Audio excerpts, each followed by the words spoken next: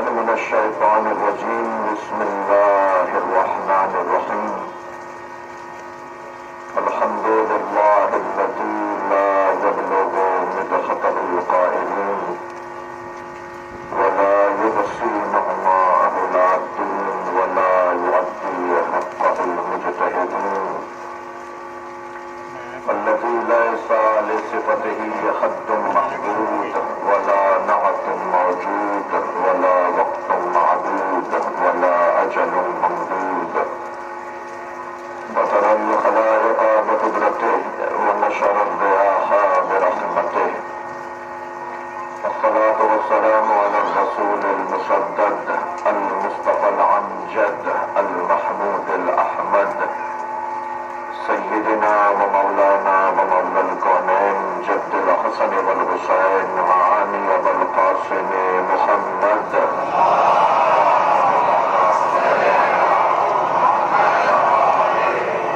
وآله الطيبين الطاهرين المعصومين الذين قال الله إنما يريد الله ليذهب عنكم الرجس أهل البيت ويطهركم تطهيرا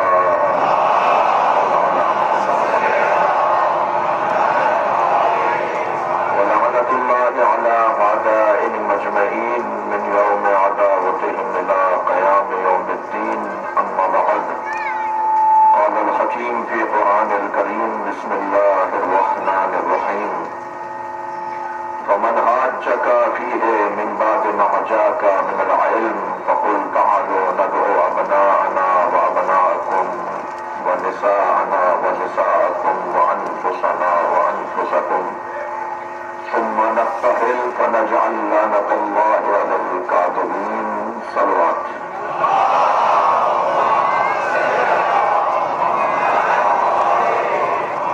آپ کا جذبہ ایمانی اور شوق ادا مجھے آمادہ کر رہا ہے کہ میں مجلس مکمل پڑھوں گا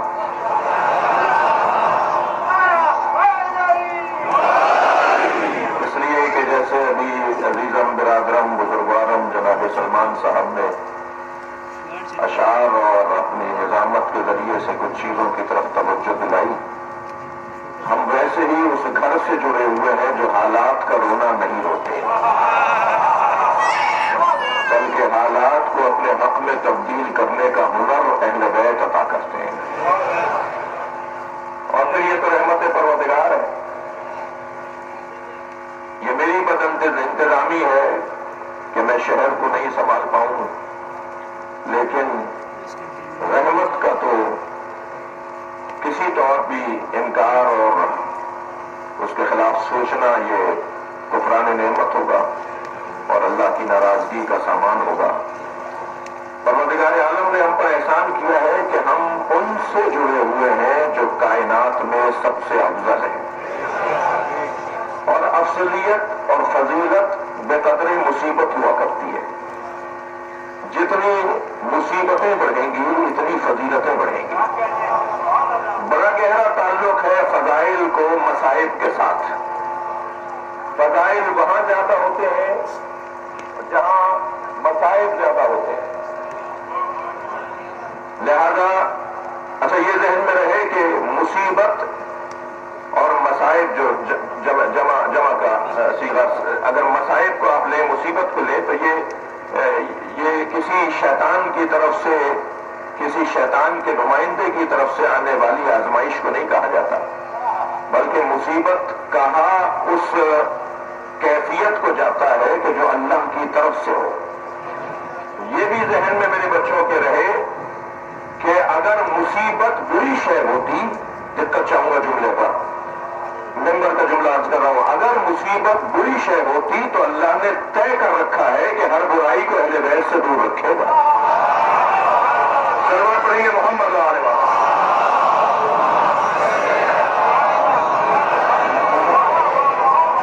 مصیبت بری شے نہیں ہے مصیبت در حقیقت ایک آزمائش کا نام ہے ایک ابتلا کا نام ہے ایک امتحان کا نام ہے اور ہر ایک سے امتحان اس کی حیثیت کے مطابق لیا جاتا ہے جو اب اب دیکھیے آپ، حضرت یوسف پانی سے ہولتے تھے، بھائیوں نے کنویں میں پھینک دیا۔ حضرت ابراہیم کے ہاں حضرت اسماعیل منت و مرادوں کے بعد آئے، کہا اسی اسماعیل کے گلے پہ چھری چلاؤ، تب تو آزمائش ہوگی، تب تو امتحان ہوگا۔ جی مولا علی غیرت مند بہت تھے۔ ایک یہودی عورت کو بازار میں پٹتے ہوئے دیکھا تھا، 3 دن کھانا نہیں کھایا۔ امام حسن کے یہاں حیا کمال پر تھی، امام حسین کو پیاس بہت لگتی تھی۔ امام سجاد کا بدن مبارک نازنین تھا، امام سجاد کا بدن مبارک نازنین بدن تھا۔ لہذا امتحانات ہر ایک کے مزاج کے مطابق ہے۔ میرا امتحان کیا ہے، آپ کا امتحان کیا ہے؟ ہم سب کے امتحان ہماری حیثیت کے مطابق ہے۔ آیہ کریمہ کا ترجمہ سنیے گا اور پھر اپنے مضمون کو آج پہلی منزل سے گزاروں گا۔ ارشاد حضرت اہدیت ہے، کل کی مجلس میں اور آج کی مجلس میں بیٹھنے والوں کا ثواب یقیناً ان لوگوں سے کہیں زیادہ ہے جو اس کیفیت میں مجلس نہیں کر رہے۔ اللہ ہر ایک کو اس کی محنت کے بدلے میں عوض دیتا ہے۔ یہ آج کی مجلس اور کل کی بھی اسی طرح کی کچھ تعداد آپ کی آج نسبتاً زیادہ ہے، اور یہ عہد بھی اپنے آپ سے کرتے جائیے کہ اگر موسم کیسے ہی رہے، کیونکہ پیشگوئی پورے عشرے میں کچھ اسی طرح کی ہے، تو یہ ثابت کیجئے کہ ہم موسموں پر چلنے والے لوگ نہیں ہیں، بلکہ موسم کا مقابلہ کرنے والے لوگ ہیں، اور اسے اپنے لیے رحمت الہی کا عنوان قرار دیں گے۔ ارشاد حضرت اہدیت، فمن حاجک فیہ من بعد ما جاءک من العلم، ترجمہ سنیے گا، جو علم آ جانے کے بعد، من بعد ما جاءک من العلم، جو علم آ جانے کے بعد بھی کٹ حجتی کرے، ضدیت کرے، بحث کرے، مباحثہ کرے، تسلیم نہ کرے، دلیل آ جانے کے بعد دلیل نہ ہونے پر بھی ضد کر رہا ہو، یہ ذہن میں رہے کہ اللہ ضدیوں کو پسند نہیں کرتا۔ ہاتھوں برہانکم ان کنتم تعلمون، اگر تم جانتے ہو، اگر تم بات صحیح کر رہے ہو تو دلیل لے کر آؤ۔ ہم سب کو اپنا دلیل ہونا چاہیے، دلیل سے بات ہونی چاہیے۔ کل کی مجلس میں نے عرض کیا تھا کہ ایک جملہ کہا تھا کہ ہم اپنے مخالفوں کو دعوت فکر دے رہے ہیں، اسلحہ، زور زبردستی، دھوس، جی دہشت گردی، شدت پسندی، یہ تمہارے حق میں اچھا نہیں ہے، ہمارے حق میں تو مظلوم ہونے کے ناطے ہی اچھا رہے گا، لیکن یہ تمہارے فائدے کی بات نہیں ہے۔ ایک بہت بڑے مفتی صاحب ہیں، اکثر ملاقاتیں ہوتی ہیں، میں نے ان سے کہا اپنے دوستوں سے کہیے کہ ہمارے خلاف جو انہوں نے اسلحہ اٹھایا ہوا ہے اسے رکھ دیں، اس کا انہیں کوئی فائدہ نہیں ہوگا، بلکہ آپ اپنے دوستوں سے کہیے کہ اسلحہ رکھ کر ہمارے خلاف قلم اٹھائیں۔ آپ جملہ محسوس کیجئے گا، مولانا نے فوراً، مفتی صاحب نے فوراً کہا بڑے جگر کی بات کر رہے ہیں، بڑے حوصلے کی۔ میں نے کہا نہیں، ان سے کہیے ہمارے خلاف کتابیں لکھیں، ہمارے خلاف مقالے لکھیں، قلم تو اٹھائیں، ہمارے اوپر اعتراض کریں، کالے کپڑے کیوں پہنتے ہو، ماتم کیوں کرتے ہو، نیاز کیوں کرتے ہو، مجلس کیوں کرتے ہو، یہ جلوس کیوں نکالتے ہو، یہ کیوں کا جذبہ اللہ نے عطا کیا ہے۔ تم پوچھو ان سے، ہم پر اعتراض کرو، ہم پہ شبہ ڈالو، ہمارے خلاف لکھو۔ کہنے لگے مولانا بڑے جگر کی بات ہے، بہت اچھی بات ہے، میں پیغام آگے پہنچاؤں گا، مگر یہ آپ بات کیسے کر رہے ہیں؟ میں نے کہا مولانا ایک جملہ بس آپ کو ہدیہ کر دوں، سوال کا ہونا عیب نہیں ہے، جواب کا نہ ہونا عیب ہے۔ صلوات پڑھیے محمد و آل محمد۔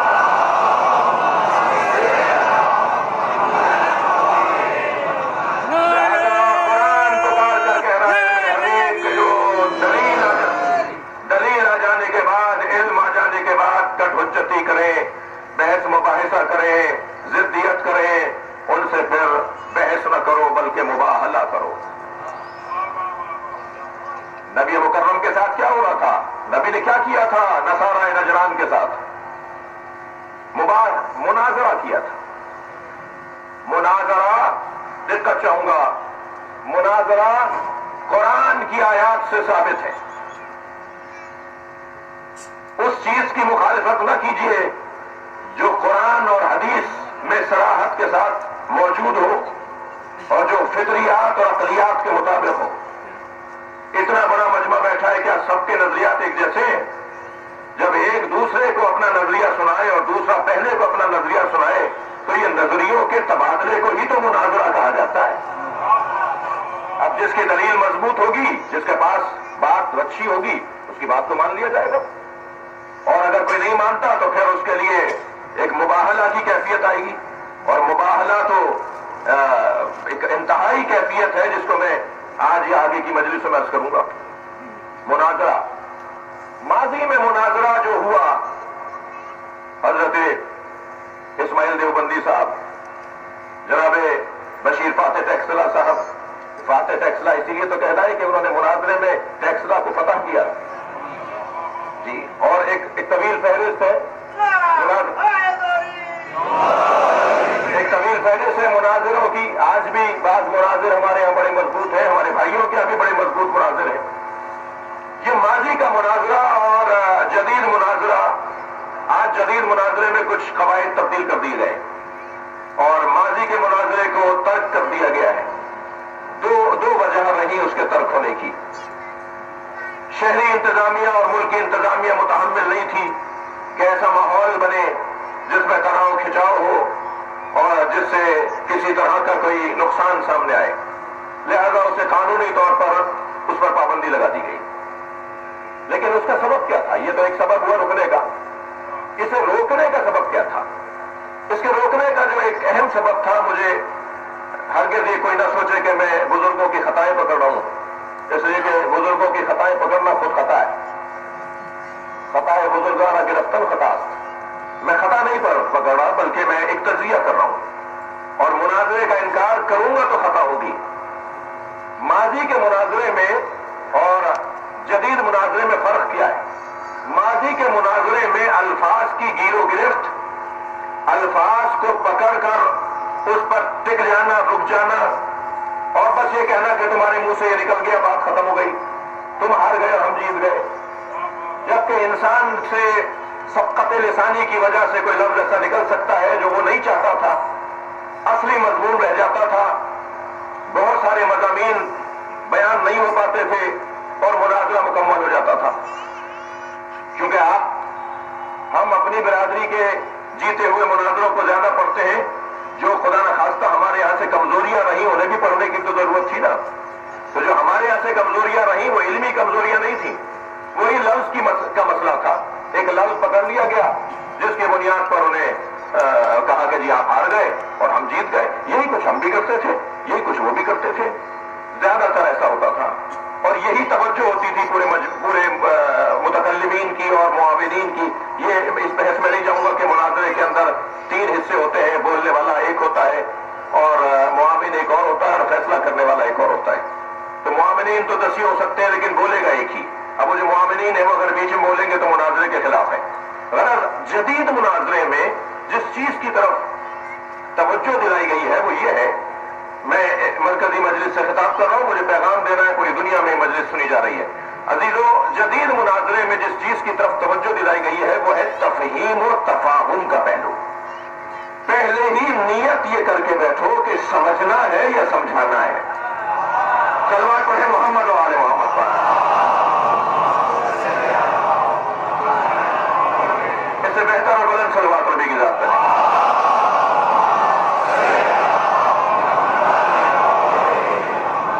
اور الحمدللہ ماضی میں بھی یکسر میں انکار نہیں کر رہا کہ ایسا ہی ہوتا تھا اور ایسا نہیں ہوتا تھا. نہیں، جدید مناظرے کا جو تقاضا تھا وہ بھی پورا ہوتا تھا. لیکن ابھی بھی جو پچھلے دنوں کچھ مناظرے ہوئے پاکستان کے اندر، سنی کے ہوئے، بریلوی دیوبندی کے ہوئے، سلفی اور بریلوی کے ہوئے، شیعہ کے ہوئے، شیعہ سنی کے ہوئے، یہ جو مناظرے مسلسل چل رہے ہیں سوشل میڈیا پر آپ دیکھ رہے ہوتے ہیں، تو ان میں کچھ جدید مناظروں کی جھلک محسوس ہو رہی ہے لیکن کچھ قدیم مناظروں کا بھی اثر باقی ہے. تو مناظرہ ایک فطری مسئلہ ہے، قرآن کی آیات اس پر موجود ہیں. قرآن پکار کے کہہ رہا ہے دلیل لے کر آؤ، اگر تم صحیح ہو، اگر تم سچے ہو تو دلیل لے کر آؤ. دلیل لاؤ یا ہماری مانو یا ہم سے منو، ہماری مانو یا ہمیں منواؤ، یا ہمیں منواؤ یا ہماری مانو. یہ مناظرے کے بنیادی اصول ہیں. نبی مکرم سے جو مناظرہ ہو رہا تھا، بہت دیر لگا دی میں نے اس بات کے کرنے میں، وہ نبی مکرم سے مناظرہ ہو رہا تھا. نصارائے نجران کا وہ مناظرہ کیا تھا؟ بحث کا عنوان کیا تھا؟ سرکار کے ساتھ جو بحث ہو رہی تھی وہ یہ ہو رہی تھی کہ حضرت عیسیٰ علیہ السلام اللہ کے بیٹے ہیں معاذ اللہ، اور نبی یہ فرما رہے تھے کہ حضرت عیسیٰ اللہ کے بیٹے نہیں ہیں. تو حضرت عیسیٰ کے ابن اللہ ہونے پر بحث تھی. تثلیث کا نظریہ رکھنے والے لوگ اور 3 اللہوں کو ماننے والے لوگ کھڑے تھے اس کے سامنے جو وحدہ لا شریک کو مانتا ہے، جو پیغام یہ دے رہا ہے کہ وہ اللہ کہ جس کا میں پیغام لے کر آیا ہوں، جس کا میں مبلغ ہوں، جس کا میں رسول ہوں، وہ نہ جہت بردار ہے، نہ ترکیب پر مشتمل ہے، اور نہ ہی وہ اشاروں میں آ سکتا ہے. اللہ کی وحدانیت اس کے بسیط ہونے کے ذریعے سے نبی سمجھا رہے ہیں. وہ بسیط ہے، وہ مرکب نہیں ہے، وہ جہتوں میں دیکھ، مثلا میرا یہ سیدھا ہاتھ ہے، یہ الٹا ہاتھ ہے، تو سیدھا یہاں ہے، الٹا یہاں ہے. یہ جہت ہو گئی سیدھے کی، یہ جہت ہو گئی الٹے کی، یہ سمت ہو گئی سیدھے ہاتھ کی، یہ سمت ہو گئی الٹے ہاتھ کی. تو سمتوں میں جو تقسیم ہو جائے وہ جہتوں میں تقسیم. اللہ کعبے میں ہے، توجہ چاہوں گا. اللہ مکے میں ہے، اللہ کراچی میں ہے. اللہ کراچی میں نہیں ہے. آپ کہیں گے ہاں، ذرا ساتھ دیجیے میرا. میں نے کہا اللہ کراچی میں ہے، سارا مجمع کہے گا کہ نہیں، میں محدود کیسے کر سکتا ہوں کراچی میں. اور میں نے کہا اللہ کراچی میں نہیں ہے، سارا مجمع کہے گا ہاں ہے. بھائی اللہ کے بسیط ہونے کو میرا کم سے مجمع سمجھنے کی کوشش کرے. اللہ مکے میں ہے؟ نہیں، اللہ مکے میں نہیں ہے. یہ ذہن میں رکھتے ہوئے کہ سب جگہ ہے، اور میں کہوں اللہ مکے میں نہیں ہے، آپ کہیں گے ہاں ہے. یعنی میں اگر اس بات میں کہوں گا تو یہ ہے خلاف توحید، اور اگر میں نفی میں کہوں گا تو یہ اس بات توحید. پروردگار عالم کو جہتوں میں تقسیم نہیں کیا جا سکتا. اور میں مزاجوں کو ذہن میں رکھتے ہوئے ایک جملہ کہہ دوں، بعض لوگ مکے میں جا کے اللہ کو تلاش کرتے ہیں. اللہ کو ڈھونڈنا ہے تو اپنے من میں تلاش کرو. صلوات پڑھیں محمد و آل محمد پر.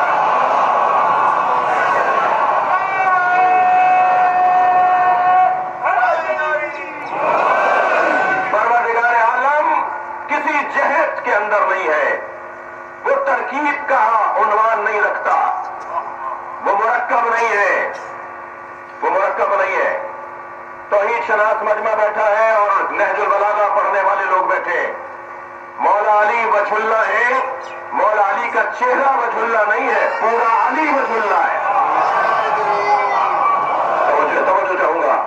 مولا علی ید اللہ ہے، مولا علی کا ہاتھ ید اللہ نہیں ہے، مکمل علی ید اللہ ہے.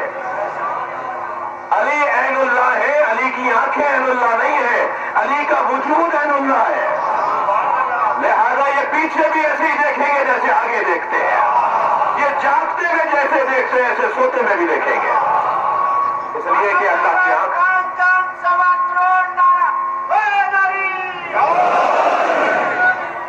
شکر گزار ہوں آپ کی توجہات کا. تو مناظرہ کیا تھا؟ مناظرہ پروردگار عالم کے وجود پر نہیں تھا، وحدانیت پر تھا. اللہ ہے یا نہیں ہے اس پر بحث نہیں تھی ایسے عیسائیوں کے ساتھ، وہ بھی اللہ کو مانتے ہیں. یہودیوں سے بحث یہ نہیں ہے کہ اللہ ہے یا نہیں ہے، وہ بھی اللہ کو مانتے ہیں. بحث وجود الہیہ پر نہیں ہے، بحث توحید پروردگار پر. تثلیث کے نظریے کو نبی رد کر رہے ہیں. کہا جی ابن اللہ ہے، حضرت عیسیٰ ابن اللہ. نبی نے فرمایا معاذ اللہ، دلیل لاؤ، دلیل لاؤ. تمہارے پاس دلیل کیا ہے؟ کہنے لگے عیسیٰ کا باپ نہیں ہے، بغیر باپ کے دنیا میں آئے. نبی مکرم نے اس دلیل کو دلیل نقضی اہل علم بیٹھے، صاحبان دقت بیٹھے، دلیلوں کی دو قسمیں ہیں موٹی سی، یا دلیل نفسی ہے یا دلیل حلی ہے. یا آپ ایک دلیل پر ایک دلیل لے کر آئیں، اسے کہیں گے دلیل حلی، اور آپ ان کی دلیل کو توڑ دیں تو یہ خود دلیل ہے مگر یہ دلیل نفسی ہے. جو سامنے والا مخالف آپ کو دلیل دے، آپ اس دلیل کو توڑ دیں، دلیل ہی نہ رہنے دیں. آپ نے تو کوئی دلیل نہیں دی مگر ان کی دلیل کو توڑ دیا، یہ بھی ایک دلیل ہے. مگر اس دلیل کو کہتے ہیں دلیل نقضی.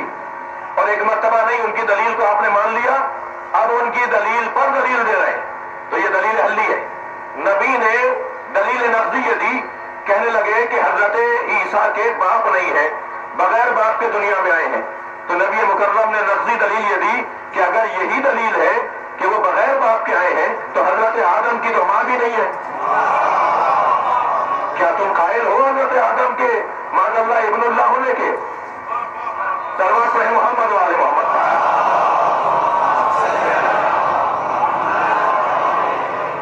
اس سے بہتر اور بلند صلوات نبی کی.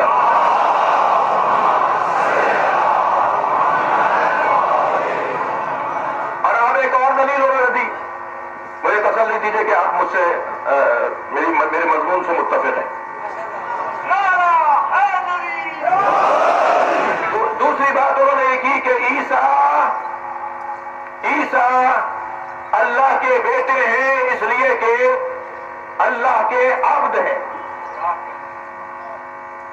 کیا کہا تھا حضرت عیسیٰ؟ اچھا، اس کا انکار تو کر نہیں سکتے تھے کہ جب گود میں آئے تھے تو کہا تھا اس وقت کے کابل احبار نے، یہودی علماء نے کہ اے مریم تمہارے باپ تو ایسے نہیں تھے، تمہاری ماں تو ایسی نہیں تھی، یہ بچہ بغیر باپ کے کیسے آ گیا؟ تم تو قدیسہ ہو، تم تو مقدسہ ہو، تم تو قدسیہ ہو، تم بغیر شوہر کے بچے کو کہاں سے لے آئیں؟ اور وہاں اللہ نے چھپ کر روزہ رکھنے کا جناب مریم کو حکم دیا تھا. مریم تمہارا کام خاموش رہنا ہے. اللہ جسے معصوم بنا کر بھیجتا ہے اس کی عصمت کا انتظام بھی خود کرتا ہے. لہذا تمہارا یہ کام نہیں ہے، یہ کام تو میرا ہے، میں نے تمہیں بنا کر بھیجا ہے نا، تو میں ہی تمہاری حفاظت بھی کروں گا. تمہارا کام تو صرف اتنا ہے کہ تم خاموش رہو، پھر دیکھو کہ منظر کیا بنتا ہے. اور اگر زیادہ بات کرے تو اسی بچے کی طرف اشارہ کر دینا کہ اس سے پوچھ لو. توجہ چاہوں گا جانے گرامی، مجلسی مجمع بیٹھا ہوا ہے کہ ایک مرتبہ جب انہوں نے تکرار بڑھائی تو حضرت مریم نے فاشارت الیہ، حضرت عیسیٰ کی طرف اشارہ کر دیا. وہ کہتے ہیں کیا ہوا؟ تو اشارہ کر رہی تھی. کہنے لگے کیا کہنا چاہ رہی ہو؟ اس سے بات کریں، تم تو جواب دے نہیں رہے ہو، اس سے بات کریں. کیسا جو کر لیں، ہم اس سے کیسے بات کریں؟ من کان فی المہد صبیا، جو بھی گہوارے کا بچہ ہے. آپ نے دیکھ لیا نا کہ جو نبی اور امام کو اپنے جیسا مانتا ہو پھر اسے ایسی موٹی کھانی پڑتی ہے کہ تاریخ بشریت میں ایک علیحدہ عنوان بنے گا. کہنے لگے یہ کیسے بات کرے گا؟ یہ تو ابھی گود کا بچہ ہے. جیسے ہی انہوں نے انہیں اپنے بچوں جیسا جانا، فوراً حضرت عیسیٰ بولے انی عبداللہ، میں اللہ کا بندہ ہوں. دقت والا مجمع ہے، جملہ سنیے. سب سے بڑا اعزاز نبی ہونا نہیں ہے، ورنہ کہہ دے کہ وجعلنی نبیا، پہلے کہتے مجھے نبی بنا کر بھیجا ہے، مگر نہیں کہا کہ پہلے مجھے نبی بنا کر بھیجا ہے، نہیں کہا کہ مجھے نبی بنا کر بھیجا ہے، پہلے کہا مجھے اللہ نے اپنا بندہ، میں اللہ کا بندہ ہوں. بندگی زیادہ بڑی معراج ہے. عزیزان گرامی، ہم بھی اپنے نبی کو پہلے عبدہ کہتے ہیں، پھر رسولہ کہتے ہیں. پہلے ہم اپنے نبی کی بندگی کا اعلان اور اقرار کرتے ہیں، پھر ہم نبی کی رسالت کا انکار کرتے ہیں. بندگی میں اور رسالت میں موٹا فرق یہ ہے کہ جب یہاں سے وہاں کا سفر ہو تو اسے بندگی کہا جاتا ہے، اور جب وہاں سے یہاں کا سفر ہو تو اسے رسالت کہا جاتا ہے. یہ انی عبداللہ، میں اللہ کا بندہ ہوں. جعلنی نبیا، اللہ نے مجھے نبی بنا کر بھیجا ہے. میں تو ان لوگوں کی عقلوں پر ماتم کر رہا ہوں جو حضرت عیسیٰ کو تو ماں کی گود میں نبی مانتے ہیں. اور عیسیٰ جس کے پوتے کے پیچھے نماز پڑھیں گے. صلوات پڑھیں محمد و آل محمد.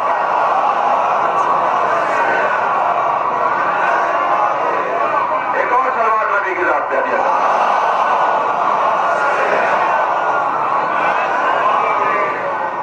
مباحثہ کیا ہے؟ مباحثہ کیا ہے؟ مباحثہ حضرت عیسیٰ نے کیا فرمایا؟ میں اللہ کا بندہ ہوں. اللہ کا بندہ، یہ اس کا انکار عیسائی نہیں کر رہے. تو پھر کیا مطلب ہے؟ بندہ آپ تو اور معبود کیا برابر ہوتے ہیں؟ سجدہ کرنے والا اور مسجود برابر ہوتے ہیں؟ ساجد اور مسجود کیا برابر ہوتے ہیں؟ پھر کیوں کہہ رہے ہو کہ وہ یہ ان کا بیٹا ہے؟ اب ذرا دلیل سنیے. اللہ اکبر. سورہ مبارکہ جو حروف، ایک مرتبہ جیسے ہی انہوں نے یہ دلیل دی تو اب نبی مکرم کا جواب سنیے. بڑا حسین منظر ہے. فوراً سرکار نے جواب دیا، ان کانا للرحمن ولد، اگر رحمان کے لیے، اللہ کے لیے کوئی ولد ہوتا فانا اول العابدین، تو میں عیسیٰ سے بھی پہلے کا بندہ ہوں. صلوات پڑھیں محمد و آل محمد.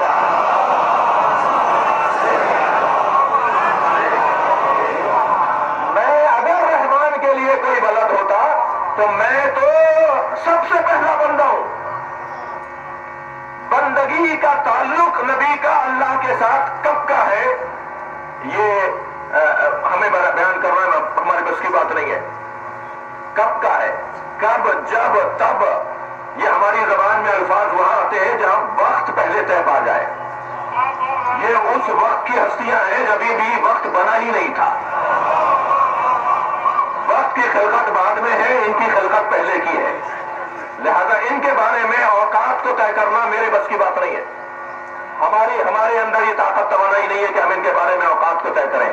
بس انہوں نے اتنا کہہ دیا کہ اجعلونا مخلوقین قولوا ما شئتم، تم ہمیں مخلوق مانو پھر جو چاہو بولو.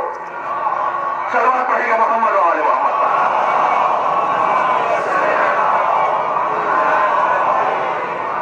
دقت چاہوں گا عزیزان گرامی، حضرت نبی مکرم نے، اب علامہ محمد حسین طباطبائی نے اس آیہ کریمہ کی تفسیر میں جو علمی رنگ بکھیرے ہیں، علمی رنگ عطا کیے ہیں، ان میں ایک آیت کی طرف توجہ آپ کی چاہوں گا. عبد کے جو سرکار نے فرمایا نا کہ اگر انکان للرحمن ولد، اگر رحمان کے لیے ولد ہوتا فانا اول العابدین، تو میں سب سے پہلا اللہ کا بندہ ہوں. عبد عربی زبان میں، پہلے تو یہ ذہن میں رہے کہ عبد کی دو قسمیں، پھر مجھے تسلی دیجئے کہ آپ میرے ساتھ ہیں. عبد کی دو قسمیں ہیں، ایک عبد اطاعت اور ایک عبد عبادت.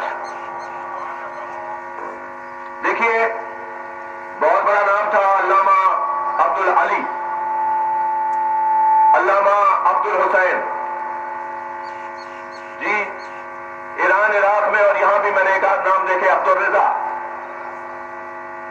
میں جنت البقیع میں ائمہ بقیع کو سلام کر رہا تھا اور توفیق حاصل تھی کہ جس کتاب سے میں زیارت نامہ پڑھ رہا تھا وہ ہماری ہی ترتیب دی ہوئی تھی.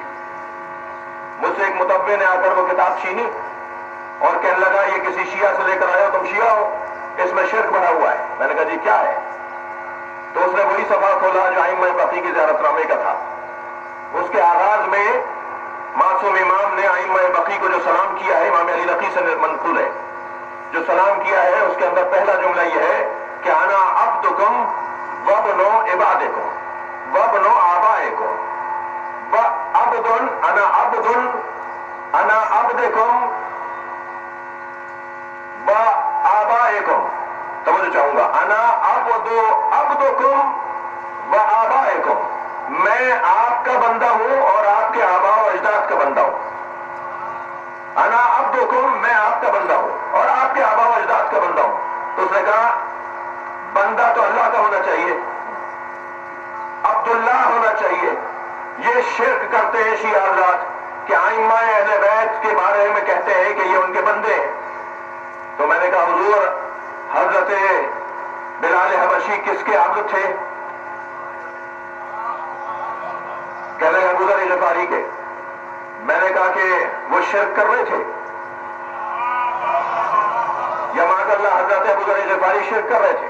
تو میں نے کہا آپ کے فقہی کتابوں میں عبد و اما کی بحث ہے یا نہیں؟ غلاموں اور کنیزوں کی بحث ہے یا نہیں؟ غلام کو عبد کہتے ہیں یا نہیں کہتے؟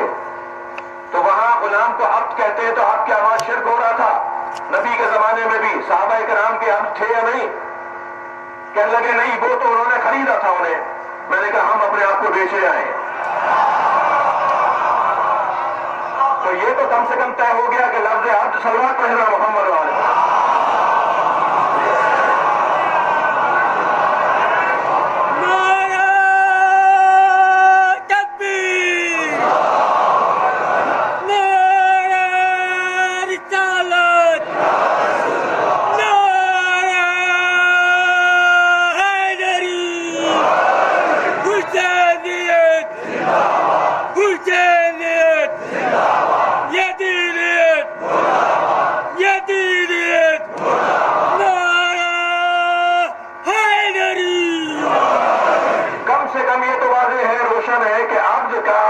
صرف مطلب یہ نہیں ہے، دقت چاہوں گا، عبد کا صرف مطلب بندگی کے عنوان سے نہیں ہے.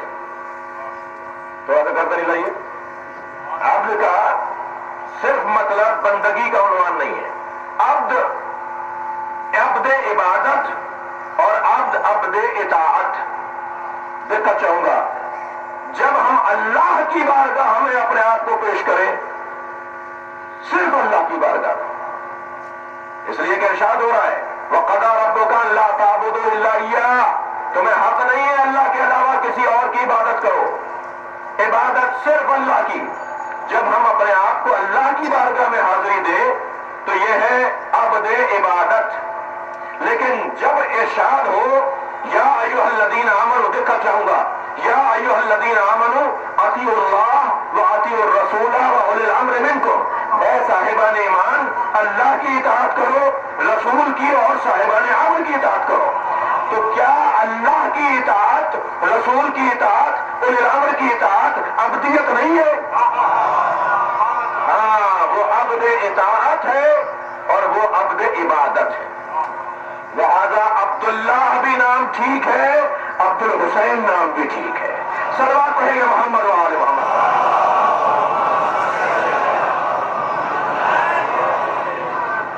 الحمدللہ. عزیزان گرامی، بحث یہ تھی نبی مکرم نے. تو یہاں عبد کے حضرت علامہ محمد حسین طباطبائی صاحب تفسیر المیزان بیان کرتے ہیں کہ عبد کو لغت میں کئی معنی میں لیا گیا ہے. عبد کو لغت میں جن معنی میں لیا گیا ہے ان میں سے ایک معنی ہے انف کے. انف، الف نون پہ. انف کہتے ہیں ناک کو. ناک. یہ جو محاورہ ہمارے یہاں ہے نا کہ ان کی ناک کٹ گئی، یہ جو محاورہ ہمارے یہاں ہے نا کہ ناک نیچی ہو گئی، جی یہ محاورہ عربی میں بھی ہے، یہ محاورہ اور زبانوں میں بھی ہے.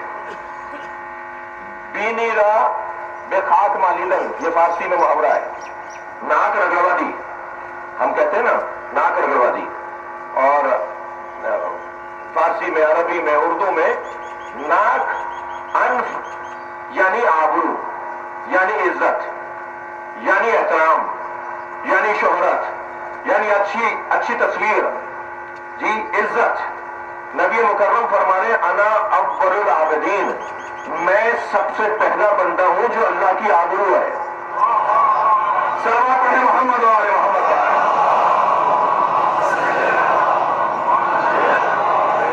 میں اللہ کی پہلی آبرو ہوں، میں عزت پروردگار کا سبب ہوں، میری وجہ سے اللہ مانا گیا ہے، میری وجہ سے اللہ پہچانا گیا ہے. اب تک اگر کسی کو اس جملے پر کوئی خلش ہو اور کوئی اٹکل اور کوئی رکاوٹ ہو تو میں جملہ کہہ دیتا ہوں. عزیزان گرامی، اللہ نے جب بھی خود کو منوایا، دقت چاہوں گا، اللہ نے جب بھی خود کو منوایا تو کہا قل هو اللہ احد. تم کہو وہ اللہ احد ہے، تو خود کیوں نہیں کہتا تو احد ہے؟ تو نے خود کیوں نہیں کہا کہ میں احد ہوں؟ کیوں نبی سے کہلوا رہا ہے کہہ دو میں احد ہوں؟ یہی تو بتانا چاہتا ہے میں وہ اللہ بھی ماننے کو تیار نہیں ہوں جو مصطفیٰ کے بغیر مانا جائے.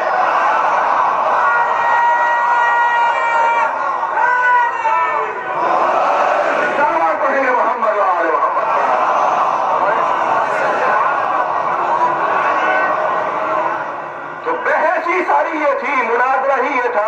سرکار دو جہاں کا عیسائیوں کے ساتھ کہ حضرت عیسیٰ اللہ کے بیٹے نہیں ہیں، اللہ کے بندے ہیں۔ رنگ الہی بھی دیکھیے، ارادہ پروردگار بھی دیکھیے، حکمت الہیہ بھی دیکھیے۔ قرآن مجید میں سب سے زیادہ جس نبی کے فضائل کو اللہ نے بیان کیا ہے وہ حضرت عیسیٰ ہے۔ یہ مریضوں کو شفا دیتے ہیں، یہ مردوں کو زندہ کرتے ہیں، جی یہ بغیر باپ کے دنیا میں آئے ہیں، یہ گودی کے اندر بات کرتے ہیں، یہ ایک دن کے ابھی ہیں تو بات کر رہے ہیں۔ وہ سارے کمالات حضرت عیسیٰ کے، سب سے زیادہ حضرت عیسیٰ، حضرت مریم، ان کے بارے میں قرآن میں آیات ہیں، جی اور ساری آیات مردوں کو زندہ کرنے والا، کوڑ اور برس کے مریضوں کو شفا دینے والا، طی العرش کا حامل، ایک لمحے میں یہاں سے اس دنیا کے اس کونے میں چلا جائے، سارے کمالات جس نبی کے اللہ نے کثرت کے ساتھ بیان کیے، اس نبی سے آخر میں ایک بات کہلوا دی، اور بات یہ کروائی کہ وہ مبشرن برسول یاتی من بعدی اسمہ احمد، میں ایک رسول کی بشارت دیتا ہوں جو میرے بعد آنے والا ہے، اس کا نام احمد ہے۔ یہ سارے کمالات ایک جگہ، اور حضرت عیسیٰ کا یہ کہنا کہ میں تمہیں ایک رسول کی بشارت دیتا ہوں۔ اچھا پھر مجھے ایک جملہ کہنے دیجئے، حضرت عیسیٰ کے زمانے میں یہ رسول تھے؟ تم تو 40 سال کے بعد نبی مان رہے ہو۔ یہ حضرت عیسیٰ کب کہہ رہے ہیں؟ 2000 سال پہلے کہ یہ رسول کی بشارت دے رہا ہوں۔ مجھے ایک جملہ کہنے دیجئے، ہمارے نبی 40 سال کے بعد نبی نہیں ہوئے، تمہیں آنے میں 40 سال دیر لگی۔ صلوات پڑھیں گے محمد و آل محمد۔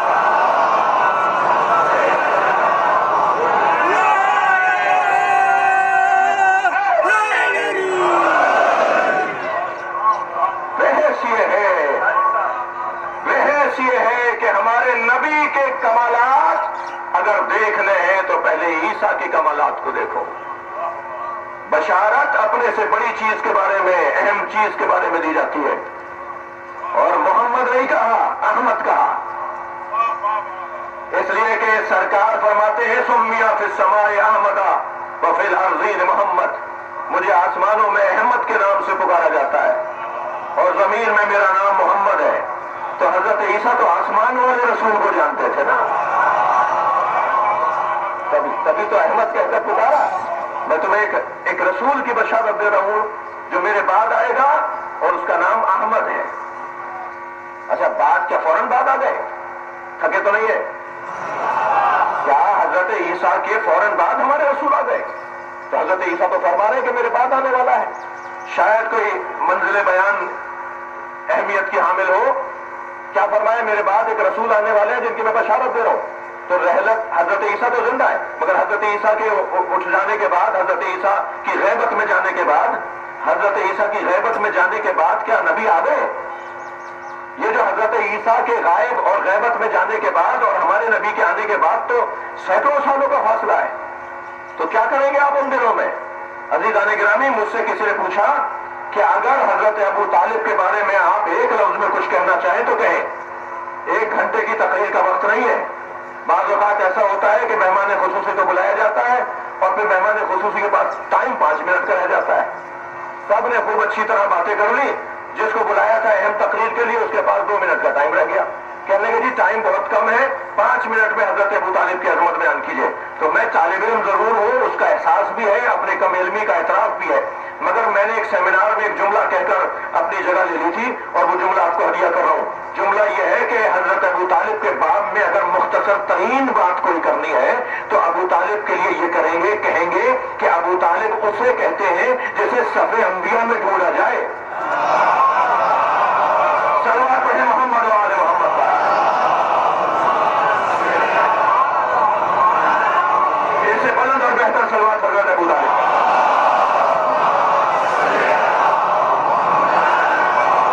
حضرت ابو طالب انبیاء کی صف میں ملیں گے۔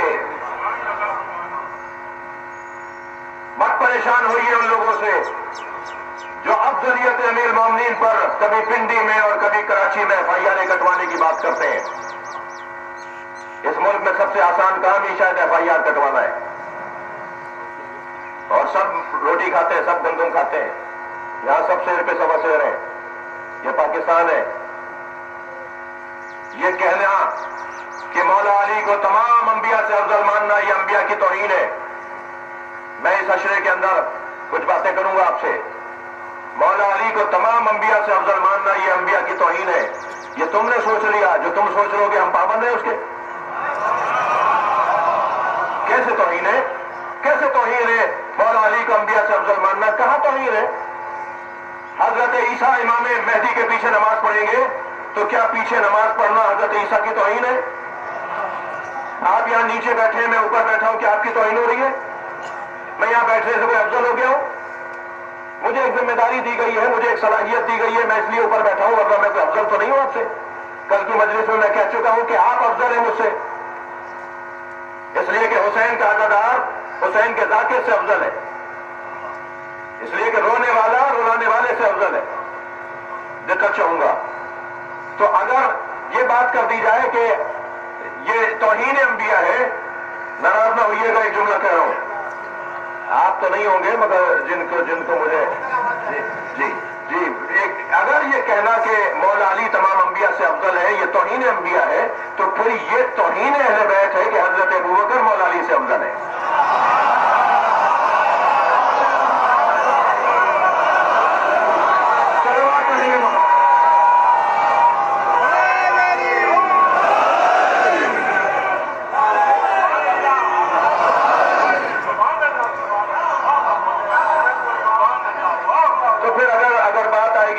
تو پھر توہین پر اگر طے ہے کہ ایف آئی آر کرنی ہے تو پھر آپ لوگوں کو بھی آتا ہے یہ سارا کام. اس دورانیے میں کون ہے؟ تھوڑا میرا ساتھ دیجیے گا. ساتھ سے مراد یہ کہ تھوڑی توجہ رہیے گا.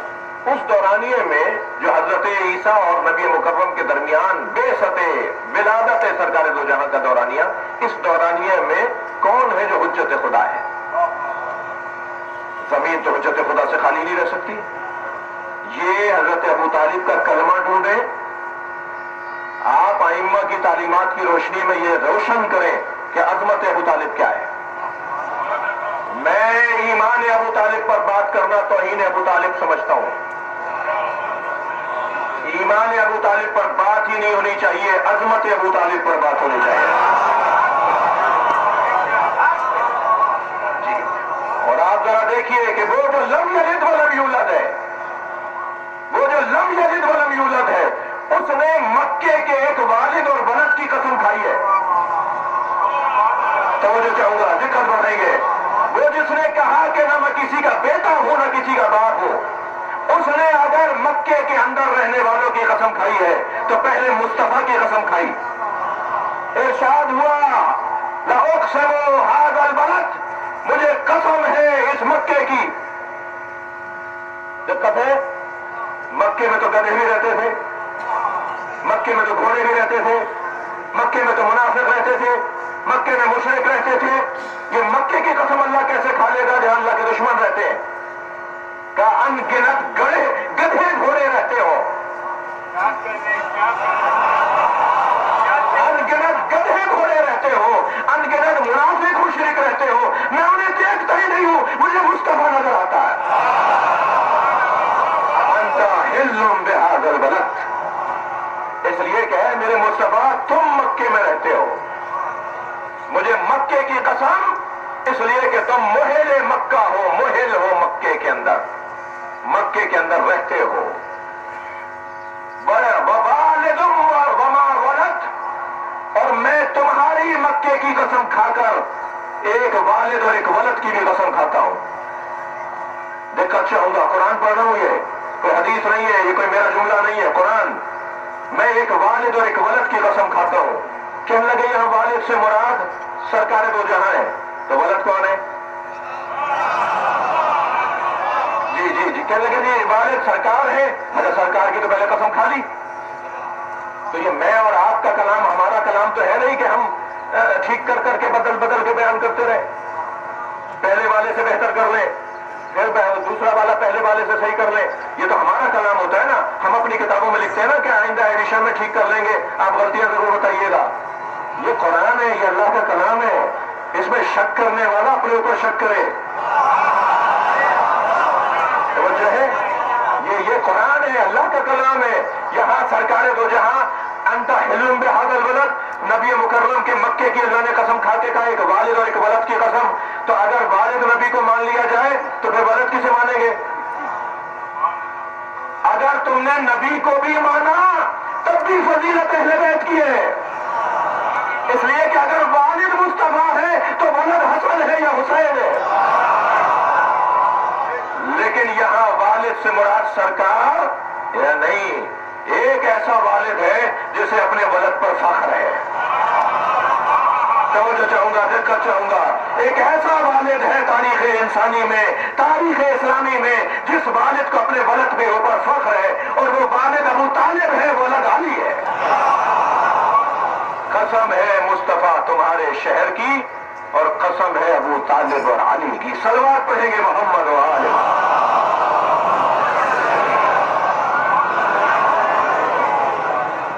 میں نے بہت آپ کو زحمت دی، مضمون آگے بڑھے گا. مناظرہ سرکار کا عیسائیوں کے ساتھ اس عنوان پر تھا کہ حضرت عیسیٰ اللہ کے بندے ہیں، اللہ کے بیٹے نہیں ہیں. وہ لم یلد ولم یولد، جس کی کوئی اولاد نہیں ہے وہ اللہ ہے. نہیں مانی بات، کٹ حجتی پر اتر آئے. تو پھر کیا کہا سرکار نے؟ ثم نبتہل. اگر تم دلیل نہیں لا سکے، اگر تم نے دلیل نہیں دی، اگر پھر بھی ضد اور بحث کر رہے ہو تو اللہ نے کہا ان سے کہہ دو، یا اگر ضد کر رہے ہیں تو ثم نبتہل، پھر ہم مباہلہ کریں گے. تو مباہلے کا طریقہ کیا ہوگا؟ ان کا جو سربراہ تھا، میں گریز کر رہا ہوں، کل بات کروں گا، اس نے ان سے کہہ دیا تھا کہ اگر اپنی پوری قوم کو لے کر آئیں تو مباہلہ کر لینا، اور اگر اپنے گھر والوں کو لائیں تو خبردار. اس لیے کہ مباہلہ جان دینے، اپنے آپ کو قربان کرنے کا میدان ہے. ایک جیسے لڑے نا تو بچاؤ ممکن ہے. یعنی اگر انسان پہ تلوار چلا رہا ہو تو جس کا جتنا زور ہوگا اتنا ہی جیتے گا. ممکن ہے ایک انسان دوسرے پہ، اور ایسا ہوتا ہے، ایک انسان دوسرے انسان پہ غالب آ جاتا ہے. یہاں معاملہ انسان کا انسان سے تو نہیں ہے، یہ کوئی مقابلہ اور مقاتلہ تو نہیں تھا کہ عیسائی لڑیں گے سرکار سے، سرکار لڑیں گے عیسائیوں سے، ایک ان کا مر جائے گا ایک ادھر شہید ہو جائے گا. مسئلہ تو انسانوں کا انسانوں سے جھگڑے کا اور لڑائی کا تھا ہی نہیں. یہ تو مباہلہ ہے، یہ تو مسئلہ بندے کا اور اللہ کا ہے. اور بحث یہ ہے کہ جھوٹوں پہ لعنت کریں گے، اور لعنت کا مطلب یہ نہیں ہے کہ کوئی رزق اٹھ جائے گا، کوئی ہاتھ پیر ٹوٹ جائے گا. لعنت، اچھا میں یہاں ایک جملہ کہہ دوں، خبردار لعنت سے چڑھنے والے لعنت کو سمجھے. لفظ لعنت قرآن میں ہے، اور ایک جگہ نہیں ہے، 10 آیتیں ہیں لعنت کی.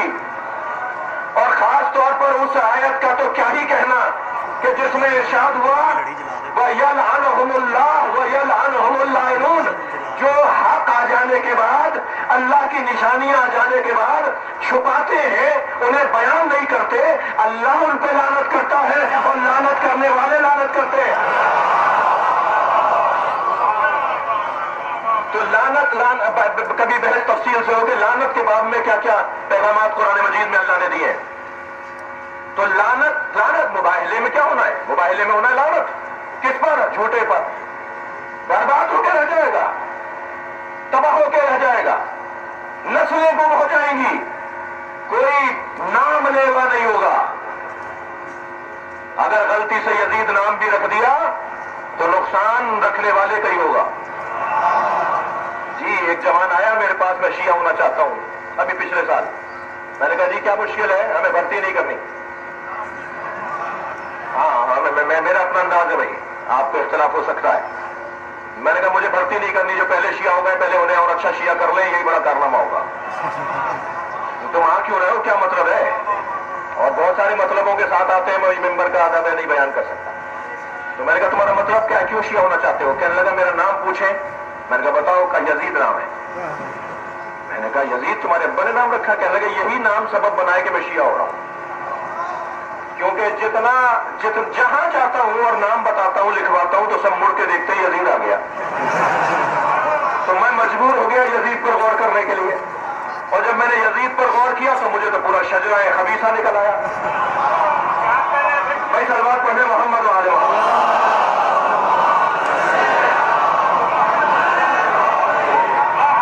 بھائی یہ نشتہ پاک کا ممبر ہے، میں عمومی خطیب ہوں، مجھے اجازت دیجیے کچھ باتیں کرنے کی۔ ایک سلوات پڑھے محمد وآل محمد۔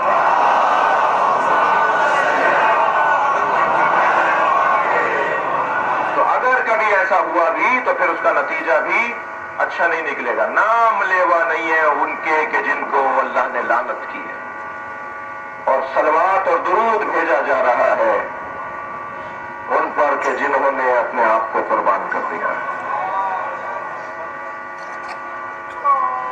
چلیے اپنے ذہنوں کو ذرا کربلا لے چلیے۔ آج مولا حسین کربلا پہنچ رہے ہیں، اور پہلے چل دیجئے حسین کے آنے سے، اس سے پہلے کہ حسین کا گھوڑا رکے کربلا چلیے۔ کربلا کی زمین سے خار چنیں، کانٹے اٹھائیں، کنکریاں بینیں، پتھر صاف کریں، کہیں کوئی خار کوئی کانٹا سکینہ کو چبھ نہ جائے۔ اجرکم اللہ، اجرکم اللہ۔ آپ آمادہ ہیں؟ امام حسین کربلا کی زمین پر پہنچنے والے ہیں۔ رستے میں میرے مولا نے ایک منزل پہ قیام کے درمیان کوفے کی طرف رخ کر کے کہا علیک السلام یا اخی مسلم، اے میرے بھائی مسلم تم پر بھی میرا سلام ہو۔ جیسے ہی آواز سنی مولا عباس قریب آ گئے۔ مولا کیا میرا بھائی مسلم کوفے سے واپس آ گیا؟ فرمایا عباس کوفے میں مسلم کو مارا جا رہا ہے۔ اے میرے عباس بھائی کوفے میں مسلم کو دارالامارہ کی چھت پہ لے جا کے قتل کیا جا رہا ہے۔ مجھے شہادت سے پہلے مسلم نے سلام کیا ہے۔ مولا حسین شہادت حضرت مسلم کی خبر دے رہے ہیں، ادھر عباس علمدار جلال حیدری کا شکار ہے۔ فرمایا مولا جب آپ کو سلام کی آواز آ سکتی ہے تو آپ مجھے کوفہ بھیج بھی سکتے ہیں۔ میرا بھائی اکیلا ہے، میرا بھائی غریب ہے، اسے غربت میں مارا جا رہا ہے۔ کہ عباس ذرا یہاں اس فضا میں دیکھو۔ حضرت نے ایک منظر دکھایا مولا عباس کو۔ منظر یہ ہے کہ دارالامارہ کی چھت پر حضرت مسلم کے سر کو قلم کیا جا رہا ہے اور بدن مبارک کو چھت سے نیچے پھینکا جا رہا ہے۔ ایک مرتبہ دستہ شمشیر پر ہاتھ رکھ کے فرمایا مولا میرا بھائی تنہا ہے۔ فرمایا عباس ذرا دارالامارہ کے نیچے دیکھو۔ اب جو دارالامارہ کے نیچے دیکھا کیا دیکھا؟ کالے برقعے میں ایک بیوی ہے جو اپنے ہاتھ پھیلائے کھڑی ہے۔ عباس میری ماں زہرا، اللہ نے غربت فاطمہ زہرا، اجرکم اللہ، اجرکم اللہ۔ آپ کی آوازیں بلند ہو گئی، آنکھوں میں آنسو آ گئے، مجلس ہو گئی۔ مجھے چند جملے اور کہنے دیجیے۔ مولا کربلا کی زمین پر پہنچے ہیں، چلتا چلتا حسین کا گھوڑا رکا۔ یہ ذوالجناح ہے، معمولی سواری نہیں ہے، نبی نے اپنے حسین کو دی تھی۔ یہ نبی کے زمانے میں بھی جوان تھا اور سن 61 ہجری میں 50 سال کے بعد بھی جوان ہے، اور اس کی جوانی کا سبب یہ ہے کہ نبی جس گھوڑے پر جس سواری پر بیٹھ جائے وہ بوڑھی نہیں ہوتی اور وہ بیمار نہیں پڑتی۔ یہ معجزہ ہے نبی کی سواریوں کا۔ یہ امام حسین کے پاس نبی کی سواری ذوالجناح، اور یہ ایسا وفادار امام کی سواری ہے، امام اسے چابک نہیں مارتے تھے۔ فرماتے تھے رک جا، یہ رک جاتا تھا۔ فرماتے تھے چل، یہ چلتا تھا۔ امام فرماتے تھے میں اترنا چاہ رہا ہوں، یہ گھٹنے ٹیک دیتا تھا۔ کربلا میں حسین کے گرنے کے بعد یہ چھوڑ کر نہیں گیا۔ یہ امام کے نقشے کے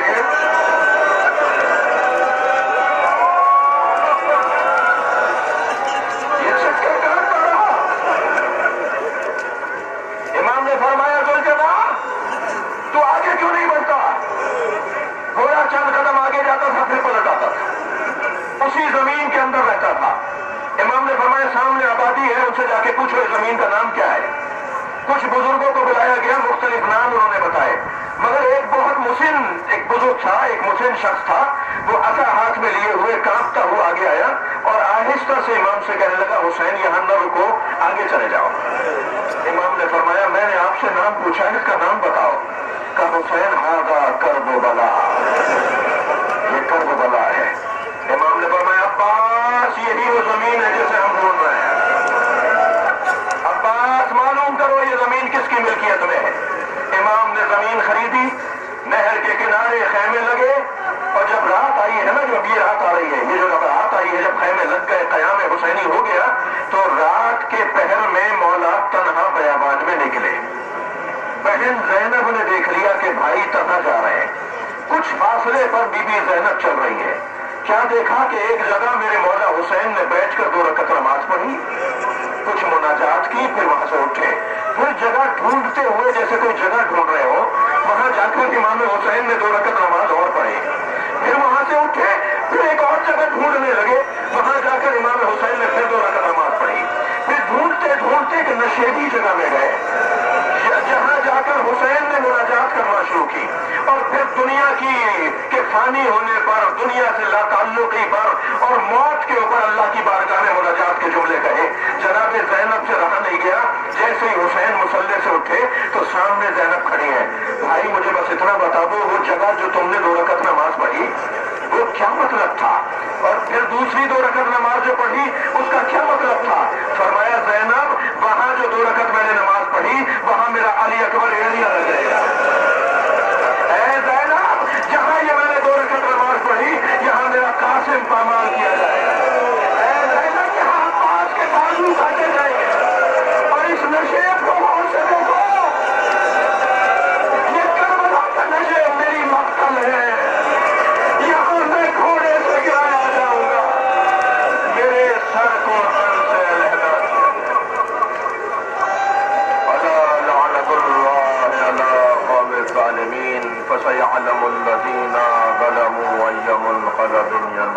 या अल्लाह हमारी इबादत को कबूल फरमा। इस मौसम की नामुसाइदगी के बावजूद हमें भरपूर अज़ादारी की तौफीक अता फरमा। हाजात शरिया को पूरा फरमा, हमारी आक़िबत बखैर फरमा, मुल्क के खुदादाद को तरक्की अता फरमा, पाकिस्तान की सरहदों की हिफाजत फरमा। हमारी फोर्सेज खास तौर पर कराची शहर की बल्दिया के क्या नाम था, मोईद अकबर साहब ने बहुत ताउन किया है, और इसी तरह नाजिम साहब और दीगर जिन्होंने अभी कुछ मसाइल थे, आप सबको नहीं पता होता, जिम्मेदारों को पता होता है क्या ताउन किया है। या अल्लाह जिसने जो खिदमत की है उनकी तौफीकात में इजाफा फरमा, इमाम ज़माना के ज़हूर में ताजील फरमा, तौफीकात खैर में इजाफे के लिए बुलंदतर सलवात।